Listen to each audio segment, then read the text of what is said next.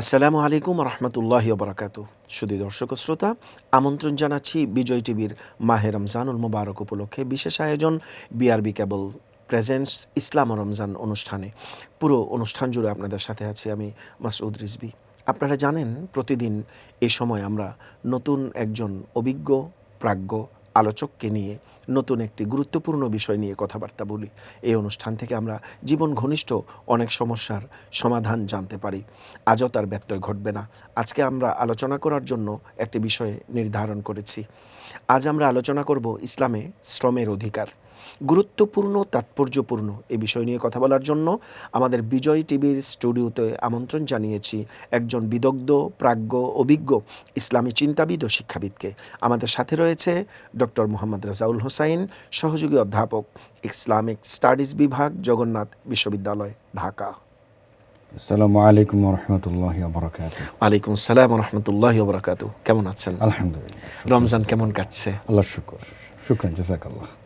সাহারি, ইফতার, তারাবি, প্রাত্যহিক জীবনের গণ্ডির বাহিরে গিয়ে এক ভিন্ন আমেজ কেমন উপভোগ করছেন? আল্লাহ তাআলা শুকরগুজার হই প্রথমত, কারণ আসলে এইটা একটা অন্য ধরনের আমেজ কিন্তু আমাদের মধ্যে কাজ করে। এই রমাদান জুড়ে পুরো মাসটাই যেন যখন চলে যায় তখন আমরা বুঝি এটা কি পরিমাণ মিস করি আমরা। রমাদান যেন মনে হয় যেন আমরা কি জানি হারিয়ে ফেললাম যখন চলে যায়। তো এই সময়টা খুব আমাদের যারা ইবাদত বন্দিগিতে কাটাই, তারাবি, সাহারি, ইফতার থেকে শুরু করে সব কিছুর মধ্যে একটা আলাদা একটা আমেজ, আলাদা একটা উৎসব, আমি বলবো আর কি, উৎসব মুখর পরিবেশ থাকে। এবং এই উৎসবটা, এই ফেস্টিভ্যালটা আমি বলবো একটা ইবাদতের মৌসুমের জন্য আর কি। এটা একটা ইবাদত কেন্দ্রিক একটা ফেস্টিভ্যাল এটা বলা যায়। চমৎকার বলছেন আপনি। আপনার কথার যেই উচ্ছ্বাস ভঙ্গিতে আমরা আপ্লুত হয়েছি, ইবাদতমূলক মুখর এই পরিবেশে আজকে আমরা যে গুরুত্বপূর্ণ বিষয়ে আপনার কাছ থেকে আমরা শুনবো, আমাদের দর্শক শ্রোতা শুনবেন, ইসলামে শ্রমের অধিকার কি বলে ইসলাম, প্রথমেই জানতে চাই আপনার কাছে। দেখুন, যেই বিষয়টা নিয়ে আনা হয়েছে, যে বিষয়টি আমাদের জনজীবনের সাথে খুব বেশি জড়িত। বিশেষ করে একটা ইস্যু এখানে আগে নিয়ে আসে, সেটা হচ্ছে আমরা জানি আমাদের দেশে যে শিল্প নগরায়ন হচ্ছে, বিভিন্ন গার্মেন্টস ফ্যাক্টরি আছে। এই ঈদ সময়কাল যখন আসে, আমরা প্রতি বছর পত্রপত্রিকা মিডিয়াতে দেখি যে তাদের বেতন বকেয়া থেকে যায়, বোনাস তারা পায় না, তারা রাস্তায় নামতে হয়, অধিকার বঞ্চিত হয়। এবং এটা প্রতি বছরই এই দৃশ্যপট আমাদের সামনে আসে, এবং ঈদ আসলেই এটা আসে। তো এটার চাইতে নির্মম দুর্ভাগ্য আমাদের আর কিছুই হতে পারে না। অথচ পয়েন্ট টু বি নোটেড যে বাংলাদেশ সংখ্যাগরিষ্ঠ একটা মুসলিম প্রধান দেশ, 90% অলমোস্ট বলা যায়, মেজরিটি। এবং যারা গার্মেন্টস বা শিল্প কলকারখানা যারা মালিক, আমরা হয়তো দেখব যে তারা প্রত্যেকেই শুধু মুসলমানই নন, অনেকেই খুব ভালো পরিমাণ হাজি, প্রায়ই উমরায় যাচ্ছেন, খুব সুন্দরভাবে তারাবিও আদায় করছেন, এবং খুব সুন্দর দাড়িও আছে, খুব সুন্দর পাঞ্জাবিও। অর্থাৎ ইসলামের যে আনুষ্ঠানিক ইবাদতগুলি, তার আনুষ্ঠানিকতা কোনো কমতি তারা করেন না। মোহতারাম, তাদেরকে আবার আমরা দেখতে পাই আনফর্চুনেটলি যে তারা তাদের যে গার্মেন্টসের শ্রমিকদের অধিকার সেটা দিচ্ছে না, ভুলুণ্ডিত করছেন। এবং যখন শ্রমিকদের কাছ থেকে আমাদের সম্মানিত সাংবাদিক ভাইরা রিপোর্ট আনতে যান, তখন তারা কিন্তু এই কথাটাই বারবার বলে যে আমাদের এত মাসের বেতন বকেয়া আছে, এত দিনের বোনাস, মানে আমরা এই ঈদের বোনাস পাচ্ছি না। অর্থাৎ ন্যায্য অধিকার থেকে তারা বঞ্চিত হচ্ছে। অথচ আমরা মুসলমান, আমরা ইসলাম পালন করছি, রমাদানের রোজাও রাখছি, সেহরি, ইফতার সবই করছি। তো সেই জন্যই আমাদের অ্যাজ এ মুসলিম আমাদের জানা দরকার যে এইটা কতটুকু অপরাধ, ইসলাম এটাকে কতটা ন্যাক্কারজনক, জঘন্যতম অপরাধ হিসাবে এবং এটাকে গুনাহ হিসাবে, পাপ হিসাবে সাব্যস্ত করেছে। তো সেজন্য শুরুতে আমরা বলবো সেটা যেটা বললেন যে শ্রমের যে অধিকার বা শ্রমিকের যে অধিকার। দেখুন, প্রথমত হলো যে আল্লাহ রসুল সাল্লাল্লাহু আলাইহি ওয়াসাল্লাম একটা চমৎকার হাদিস বলেছেন।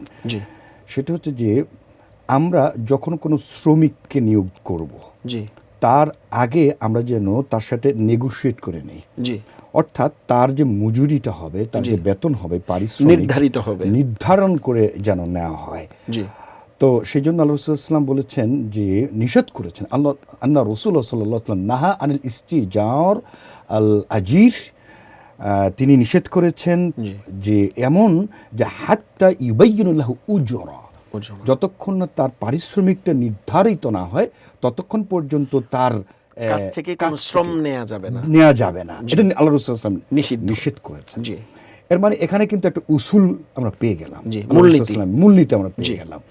সেই মূলনীতিটা হলো যে কোনো একজন শ্রমিককে নিয়োগ দিতে হলে যিনি মালিক থাকবেন, যিনি বস থাকবেন, তিনি অবশ্যই যেন শ্রমের মূল্যটা নির্ধারণ করে সে কি পরিমাণ শ্রম দিবে, এর বিনিময়ে সে কি পরিমাণ উপার্জন সে করতে পারবে। অর্থাৎ আমি সোজা বাংলা কথায় বললে, সে কি পরিমাণ শ্রম আমি তার কাছ থেকে নিব, বিনিময়ে কতটুকু সে নেবে, কত টাকা আমি তাকে দিব, এবং এটা কনভিন্সিং হতে হবে। কনভিন্সিং, তার বিনিময়টা কি হবে এটা নির্ধারিত হতে হবে। তার সন্তুষ্টি সাপেক্ষে আরেকটি পয়েন্ট আপনি গুরুত্বপূর্ণ, সন্তুষ্টি থাকতে হবে। অর্থাৎ সন্তুষ্ট চিত্তে সে তার শ্রমের বিনিময়ে অধিকার সে বুঝে দিবে। এক্স্যাক্টলি। এবং শুধু তাই নয়, আল্লাহ রাসূলুল্লাহ সাল্লাল্লাহু আলাইহি ওয়াসাল্লাম এখানে এটাও বলেছেন যে এই যে যখনই তার সন্তুষ্টি সত্ত্বে বা সন্তুষ্টির ভিত্তিতে কনভিন্সিং ওয়েতে যখন তার সাথে নেগোসিয়েশন হয়ে গেল, অর্থাৎ মালিক এবং শ্রমিক, এরপর যখন তার পারিশ্রমিক দেওয়া হবে, যেটা আমরা দেখি যে এই যে বিভিন্ন শিল্প কারখানা, গার্মেন্টস, বিভিন্ন প্রতিষ্ঠানে ঈদ চলে আসে, তাদের বেতন হয় না, বোনাস হয় না। তো সেক্ষেত্রে আল্লাহ রাসূলুল্লাহ সাল্লাল্লাহু আলাইহি ওয়াসাল্লাম কি বলেন? অথচ দেখুন আমরা কত সুন্দর সুন্নাহ পালন করি। হ্যাঁ, আল্লাহ রসুলের কথাটা কি সেটা একটু আমরা জানার চেষ্টা করি। রাসূল বলছেন যে আতুল আজির, যে এই যে পারিশ্রমিক যারা মানে শ্রমিক, তাদের এটা দিয়ে দাও ক্বাবলা আইয়াজিফা আরাকা, ঘাম শুকানোর আগেই। কত কঠিন কথা বলেছেন। একবার অর্থাৎ ঘাম শুকায় নাই এই অবস্থায় তার উজরা, পারিশ্রমিকটা দিয়ে দিতে হবে। এটাতে আমরা আরেকটা মূলনীতি বা উসুল আমরা পেয়ে গেলাম। অর্থাৎ কখন শ্রমিক তার প্রাপ্যটা পাবে, অবশ্যই তার পরিশ্রমের ঘাম শুকানোর আগে। তো এটা হলো তার ন্যায্য প্রাপ্য। আমি তো নির্ধারিত সময় তার শ্রমটা নিচ্ছি, নির্ধারিত সময় তার পারিশ্রমিক দিচ্ছি কিনা এটা আমাকে এনশিওর করতে হবে। এখানে আরেকটি বিষয়ও আছে মোহতারাম, মালিককেও কিন্তু কোরআনিক একটা মূলনীতির কথা আমরা জানাতে চাই, যে সেক্ষেত্রে সূরা আল কাসাসের মধ্যে আল্লাহ তাআলা বলে দিয়েছেন এখানে একটি বিষয়, যে ইন্না খায়রা মান ইস্তা'জারতা মিনাল কাবিয়ুল আমিন। যখন কোনো শ্রমিককে নিয়োগ দেওয়া হবে, কোরআনিক উসুল আল্লাহ তাআলা বলে দিচ্ছেন যে সেখানে ওই শ্রমিক যেন শক্তিশালী, সক্ষম, কবিয়ুন এবং আমানতদার, বিশ্বস্ত হয়।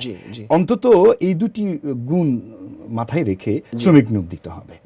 এটা মালিকেরও এই উসুল। তাহলে শ্রমিক নিয়োগের ক্ষেত্রে মালিক অথবা মালিক পক্ষের জন্য কোরআনের নির্দেশনা হলো সে যেন আমানতদার এবং কর্মক্ষম হয়। অবশ্যই এক কথায়, অবশ্যই এক কথায়। এবং এরপর আসুন যে এই যে শ্রমিকের যখন তিনি শ্রম দিলেন, এই শ্রম তিনি নিশ্চয়ই এই শ্রমের সাথে, উপার্জনের সাথে আমাদের সবার মাথায় রাখতে হবে তার পুরো পরিবার কিন্তু জড়িত।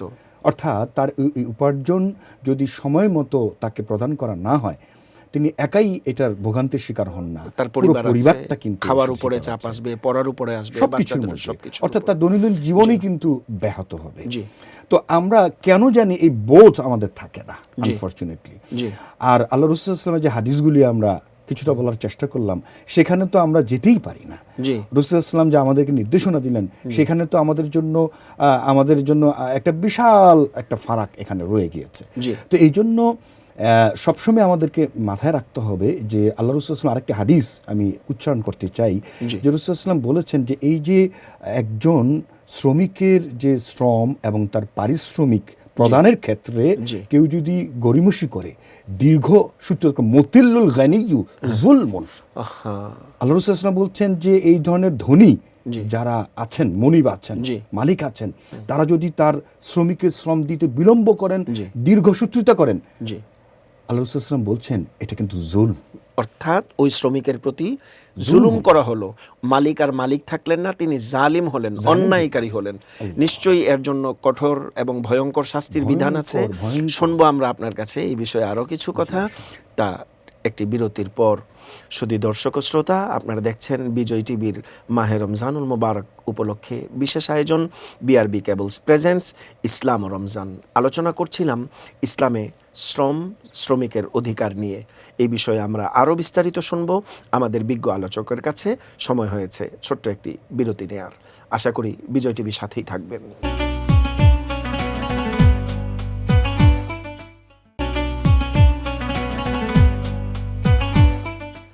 বিরতির পর আবারও আমন্ত্রণ জানাচ্ছি বিজয় টিভির মাহে রমজানুল মুবারকের বিশেষ আয়োজন বিআরবি কেবল প্রেজেন্টস ইসলাম ও রমজান অনুষ্ঠানে। আলোচনা করছিলাম ইসলামে শ্রমিকের অধিকার নিয়ে। কথা বলছিলেন এদেশের বিশিষ্ট প্রখ্যাত ইসলামী চিন্তাবিদ ও গবেষক ডক্টর রেজাউল হোসাইন, সহযোগী অধ্যাপক ইসলামিক স্টাডিজ বিভাগ, জগন্নাথ বিশ্ববিদ্যালয়। বিরতির পর আপনাকে আবারও স্বাগত জানাচ্ছি ডক্টর রেজাউল হোসাইন। আপনি বলছিলেন মালিক যদি শ্রমিকের নির্ধারিত সময়ের আগেই তার পারিশ্রমিক প্রদান না করে, সেই ক্ষেত্রে নবীজির ভাষ্য অনুযায়ী সে জুলম হলো। সুস্পষ্ট কথা, এখানে কিন্তু তারতম্য করার কোনো সুযোগ নেই। নবীজির আরেকটি বাণী আমি আপনার কাছে জানতে চাবো। নবী করিম আলাইহিস সালাতু ওয়াস সালাম বলেছেন, সাদিকুল আমিন মিনান নাবিয়্যিন ওয়াস সিদ্দিকিন ওয়াস শুহাদা ওয়াস সালিহিন। সঠিক আমানতদার ব্যবসায়ী যদি প্রসঙ্গক্রমে বারংবার উঠে আসছে আপনার কথাতে ঈদ কেন্দ্রিক, ফেস্টিভ্যাল কেন্দ্রিক, যে তাদের কাছ থেকে আচ্ছা আরেকটি বিষয় আপনি আমাকে বলবেন, রমজান বা ঈদ এই যে সময় চলছে, ব্যবসা তো পুরো দস্তুর চলছে, বেচা বিক্রিও চলছে, পুরো বছরের এই সময়টার জন্য আমরা সবাই মুখিয়ে থাকি, সবই তো হচ্ছে, তাহলে তার অধিকার কেন সে পাবে না? আপনার কি মনে হয়? এক্স্যাক্টলি, এটাই তো, ওই কারণে তো আমরা বলছি এটা আসলেই জুলম। কারণ তার ব্যবসা তো কমতি নেই, ঈদে আরো বেশি হচ্ছে এবং আরো আছে। সেটি হচ্ছে যে আমরা মালিক শ্রেণীকে বলছি যে দেখুন তাদের লাইফস্টাইলও কিন্তু কমতি হচ্ছে না। তারা কিছু স্বাভাবিক চলছে জীবন, ইভেন দেখা যায় যে বলা হলে বা কথা হলে যে ব্যবসা খুব খারাপ যাচ্ছে, বিজনেস হচ্ছে না, আমার ফ্যাক্টরি অবস্থা খুব খারাপ, ভালো অর্ডার পাচ্ছি না, এই ইত্যাদি ইত্যাদি। কিন্তু আমরা লক্ষ্য করে দেখি তার লাইফস্টাইলে কোনো রকমের ঘাটতি হচ্ছে না, সবকিছু তিনি কিন্তু ঠিকই ঈদের পর সপরিবারে উনি দেশের বাইরে চলে যাচ্ছেন। আবার এমনও দেখি নির্মম বাস্তবতা যে রমাদানে তারা আবার উমরাও পালন করতে চলে যাচ্ছে। তো এদিক দিয়ে অথচ শ্রমিকদের বেতন দিচ্ছেন না, তাদের বোনাস দেওয়া হচ্ছে না, বকেয়া থেকে যাচ্ছে, তারা আন্দোলন করছে, তার গার্মেন্টসে তারা অসন্তোষ প্রকাশ করছে, তারা শিল্প কলকারখানাতে। তো এইটা আমাদের জন্য চরম নির্মমতা যে এই ঘটনাগুলো আমাদেরকে দেখতে হয়। এবং এরপর আসুন যে হাদিসটা বা মূলনীতির আলোকে যে কথাটা বলছিলাম, যে আমাদের যে এটা শুধুমাত্র গার্মেন্টস শিল্প কথাই আমরা বলছি না, আমরা যে কোনো সকল জায়গাতে, আমি যদি মালিক হই আমার অধীনস্থ যারা আছে তাদের সাথে বিষয়টা কেমন হবে। তো এই যে দেখেন তাদের সাথে আচরণটা কেমন হওয়া দরকার, এই ব্যাপারে রাসূল সাল্লাল্লাহু আলাইহি ওয়াসাল্লাম চমৎকার বলেছেন। সেটা হচ্ছে যে তাদের সাথে হুম ইখওয়ানুকুম, তারা হচ্ছে তোমাদের ভাই, ভ্রাতৃত্ববোধ বজায় রাখে। আল্লাহ রাসূল সাল্লাল্লাহু আলাইহি, এই হাদিসটা লম্বা হাদিস, আমি চারটা বিষয় এখানে রাসূল সাল্লাল্লাহু আলাইহি এনেছেন, অর্থাৎ মালিক শ্রমিকের সম্পর্ক কেমন হওয়া দরকার। সেখানটায় আল্লাহ রাসূল সাল্লাল্লাহু আলাইহি বলতেছেন যে হুম ইখওয়ানুকুম, তারা হচ্ছে তোমাদের ভাই, প্রথমত হচ্ছে তারা ভাই, অর্থাৎ তাদের সাথে ভ্রাতৃত্বমূলক আচরণটা করতে হবে, কন্ডাক্ট হবে এজ এ ব্রাদারহুড। কিন্তু আমাদের হয়ে যায় যেটা হচ্ছে আমি মালিক মুনিব, আর সে হচ্ছে আমার ভৃত্য বা দাসের মতো, আমি যদি ভুল না বলে থাকি। এবং শুধু তাই নয়, এখানে কিন্তু শুধুমাত্র শিল্প কলকারখানার কথাই এখানে সর্বত্র আমার বাসায় যে কাজ করছে গৃহকর্মী বা আমার কাজে যারা গৃহ সাহায্যকারী যারা আমার আছেন তাদের ক্ষেত্রে একই কথা প্রযোজ্য। এরপরে আল্লাহ রাসূল সাল্লাল্লাহু আলাইহি ওয়াসাল্লাম কি বলছেন যে এই যে তারা হুম ইখওয়ানুকুম তাহতা আইদিকুম, এরা তোমাদের অধীনস্থ। এই জন্য এর পরের অংশে আল্লাহ রাসূল বলছে যে তোমরা যারা খাবে এবং যেটা পড়বে ঠিক সেম তাদেরকে খাওয়াবে এবং তাদেরকে পড়াবে। ইউহিব্বু লিনাফসিহি ওয়া ইউহিব্বু লিন-নাস, নিজের জন্য তুমি যা পছন্দ করো তাদের জন্য, অন্যের জন্য। এরপরে আল্লাহ রাসূল সাল্লাল্লাহু আলাইহি ওয়াসাল্লাম বলছেন 3 হলো যে তাদেরকে যে কাজটা দেওয়া হবে তাদের সক্ষমতার উপর কাজটা দিতে হবে, চাপিয়ে দেওয়া যাবে না। অর্থাৎ এমন কাজ, কষ্টকর কাজ তাদের উপরে চাপিয়ে মালিক শ্রমিককে দিবে না যে কাজটা তার পক্ষে শারীরিকভাবে হোক মানসিকভাবে হোক তার পক্ষে এটা সম্ভব না, অর্থাৎ তাকে কাজের ক্ষেত্রে প্রেসারাইজড করা যাবে না। বিশেষ করে রমাদানে মোহতারাম দেখা যায় আমাদের বাসায় যে কাজ করছে, আমাদের সাহায্যকারী যে ভাই বা বোন, তো তার ক্ষেত্রে আমাদের কি হয় যে তিনিও তো রোজা রাখছেন, দেখা যায় যে রমাদানের আরো বেশি তাকে কাজ আমরা চাপিয়ে দিচ্ছি না। আল্লাহ বলছেন যে তার সক্ষমতার বাইরে যেন আমি কাজ নিয়ে দিয়ে দিই। এটা গেল 3। 4 হলো আল্লাহ রাসূল বলেছেন, হ্যাঁ, যদি এমন কোনো কাজ দিয়ে দেওয়া হয় যে কাজটা তার জন্য অতিরিক্ত যদি দেয় হয়ে যায়, তাহলে রাসূল সাল্লাল্লাহু আলাইহি ওয়াসাল্লাম আমাদেরকে বলে দিচ্ছেন তাকে কাজে তুমি মালিক বা তার যে ঊর্ধ্বতন হিসেবে তুমি কাজের সাহায্যকারী হয়ে যাবে। আল্লাহু আকবার। অর্থাৎ তাকে তার কাজে সাহায্যকারী হিসেবে কে থাকবে? যে তাকে কাজের জন্য নিয়োগকর্তা তাকে সাহায্য করবেন। এই 4টি হাদিসে এই মূলনীতিভাবে স্পষ্ট আল্লাহ রাসূল সাল্লাল্লাহু আলাইহি ওয়াসাল্লাম আমাদেরকে বললেন। তাহলে মালিক শ্রমিকের যে কি সম্পর্কটা, সেটা এটা গেল একটা দিক। এবার আসেন আরেকটা দিক, সেটা হলো যে শ্রমিককেও কিন্তু তার যে কাজটি এটা পরিপূর্ণভাবে মালিকের জন্য সুপর্দ আমানতদারিতার সাথে।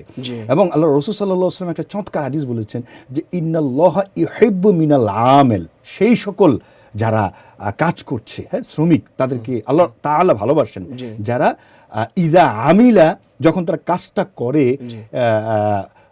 আইয়ুহসানা অর্থাৎ সুন্দরভাবে করে, যখন তারা কাজটা আদায় করে, আইয়ুহসিনা সুন্দরভাবে কাজটা আঞ্জাম দেয়, অর্থাৎ তার কাজটা মালিক যেভাবে চাচ্ছে আমানতদারিতার সাথে কাজটা যেন করে।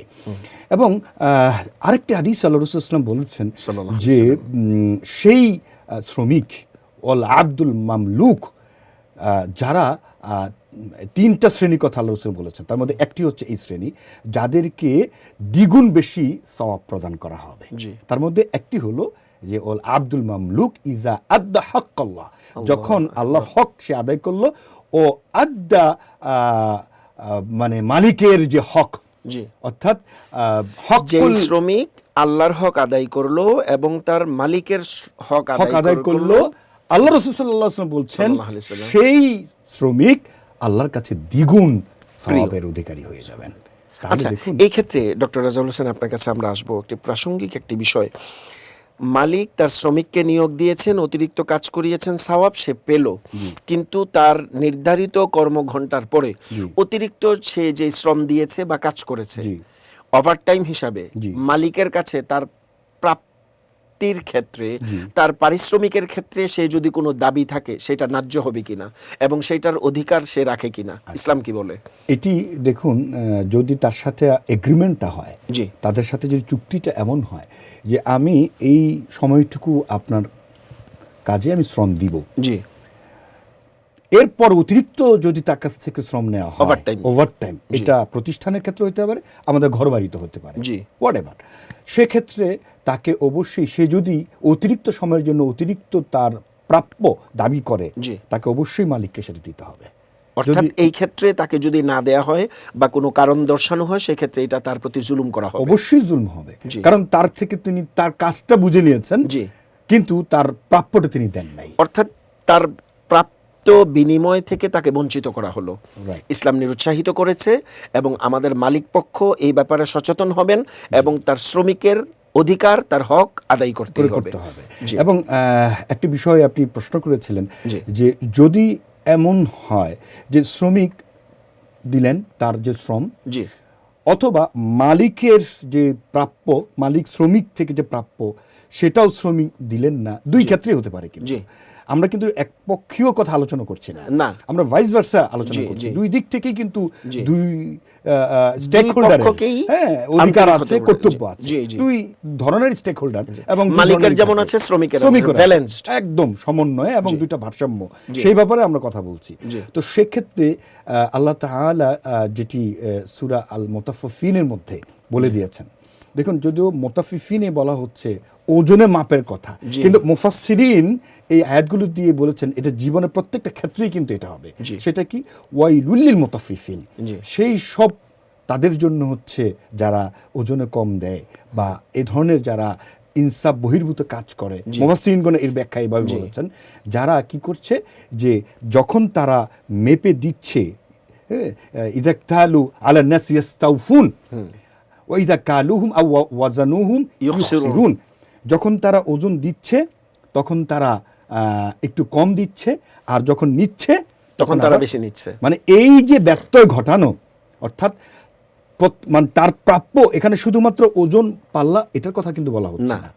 মুফাসসিরিনগণ এটার তার অধিকার থেকে তাকে অধিকার, এটা আমাদের জীবনের সব ক্ষেত্রেই। কিন্তু আমি একজন শিক্ষক, আমি আমার প্রতিষ্ঠানে যদি আমার শিক্ষার্থীদের যে অধিকার, যে প্রাপ্য, আমি যদি দিতে না পারি সেখানে কিন্তু আমি ওজন কম দিলাম। আচ্ছা, অর্থাৎ সেখানেও আপনি তার অধিকার থেকে তাকে বঞ্চিত করলেন এবং আল্লাহ পাক রব্বুল আলামিনের কাছে এই জন্য আপনাকে জবাবদিহিতা করতে হবে। এই অংশটি আল্লাহ তাআলা পরে আয়াত আল্লাহ তাআলা বলেছেন যে আলা ইয়াজুন্নু উলাইকা আন্নাহুম মাবউসুন, তারা কি মনে করে না যে আল্লাহর কাছে পুনরুত্থিত হতে হবে?